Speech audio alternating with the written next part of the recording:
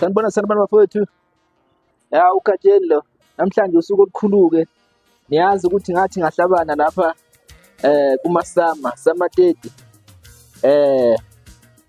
Nazi-ke iy'ndondo namhlanje besizo-collector. Bayazi-ke abake bawina. Indondo awuyitholi ngosuku olufanayo. Uyawina namhlanje, indondo uyithathe ngesinye isikhathi. Namhlanje besizoyilanda-ke la kwaRisa. Izo lezi esiyiphethe le ngiphethe njengamanje. Artist of the Year.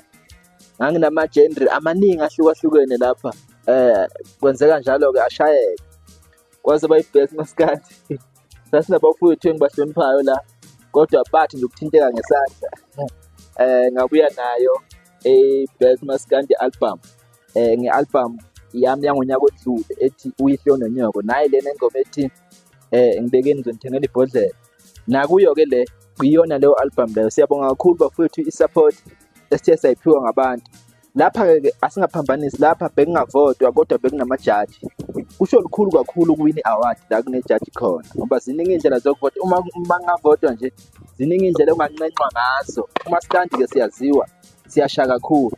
Angikhumbuli ukuthi ukhona umculi kaMaskandi okwaqhathaniswa namanye ama-genre wangawina kuvota. Noma kuthiwa noMayogatha namhlanje ngamlanda ngimqhathanise noTyla noma nobani. Mayogathi yofika ehlaba ikhanda lapha. So uMaskandi bawuthanda abantu bakithi, siyabonga into enhle eniyenzayo.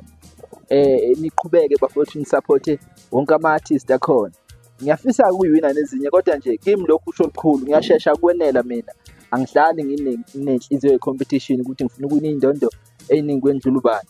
Lezi nje zizodwa zisho lukhulu kimi. Ziyisibusiso kwazona lezi zizodwa. Siyabonga kakhulu bafowethu i-support. Nakwi-company engisebenza ngaphansi kwa-KMH Hall ngithobani mema ukuthi sithole kufezeke lamaphupho angako. Sasikade sifisa ukuthi ngelinye ilanga siyiwine lezi ndondo. Zikhona-ke ezama-Sadma nezinye kodwa nje lezi zisho lukhulu kakhulu.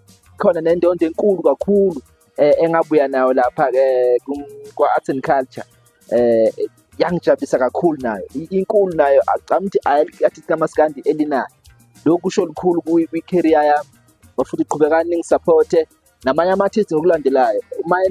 Athi uma lengoma enhle landelani ingoma niyese ngeqiniso. Siqhubekeni siyeni phambili. Abaphile bonke abantu, akungabi ukuthi usurvive ama-individuals ngezathu ey'thizeni. Wonke umuntu ocula ingoma enkulu akasupportwe, elekelelwe, ewine, ethole imali, ebhukhwe. Siphile nje kube nemnandi. Siyabonga kakhulu ngane zakwethu. Danke.